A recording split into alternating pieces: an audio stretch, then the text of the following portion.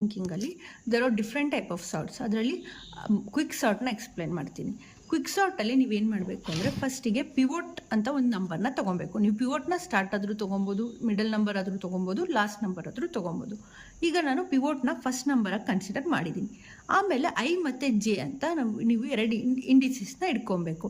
I ಈ ಕಡೆ, J ಈ ಕಡೆ ಇಟ್ಕೊಂಡಿರಬೇಕು. ಈ ಐ ಏನಾಗಿರಬೇಕು, ಪಿವೋಟ್ಗಿಂತ ಗ್ರೇಟರ್ ವ್ಯಾಲ್ಯೂ ಆಗಿರಬೇಕು. ಜೆ ಏನಾಗಿರಬೇಕು, ಪಿವೋಟ್ಗಿಂತ ಲೆಸ್ಸರ್ ವ್ಯಾಲ್ಯೂ ಆಗಿರಬೇಕು. ಈಗ ಮೂವ್ ಮಾಡಿಕೊಂಡು ಹೋಗಬೇಕು ನೀವು. ಈಗ ನೋಡಿ, ಈಗ ಪಿವೋಟ್ ಇದು, ಇಲ್ಲಿ ಐ ಇದೆ, ಇಲ್ಲಿ ಜೆ ಇದೆ.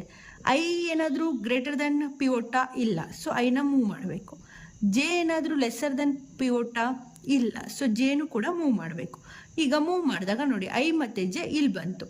ಈಗ ನೋಡಿ, ಐ ಈಸ್ ಗ್ರೇಟರ್ ದೆನ್ ಪಿವೋಟಾ? ಹೌದು, ಐ ಸ್ಟಾಪ್ ಆಯಿತು. ಜೆ ಈಸ್ ಲೆಸ್ಸರ್ ದೆನ್ ಪಿವೋಟಾ? ಹೌದು, ಜೆ ಸ್ಟಾಪ್ ಆಯಿತು. ಈಗ ನೀವೇನು ಮಾಡಬೇಕು, ಈ ಎರಡು ವ್ಯಾಲ್ಯೂನ ಎಕ್ಸ್ಚೇಂಜ್ ಮಾಡಬೇಕು.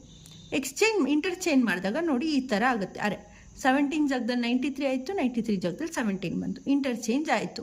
ಈಗ ಐ ಮತ್ತು ಜೆನ ಮತ್ತೆ ಮುಂದೆ ಮಾಡಬೇಕು. ಮೂವ್ ಮಾಡಿದಾಗ ನೋಡಿ, ಜೆ ವ್ಯಾಲ್ಯೂ ಇಲ್ಲಿ ಬಂತು, ಐ ವ್ಯಾಲ್ಯೂ ಇಲ್ಲಿ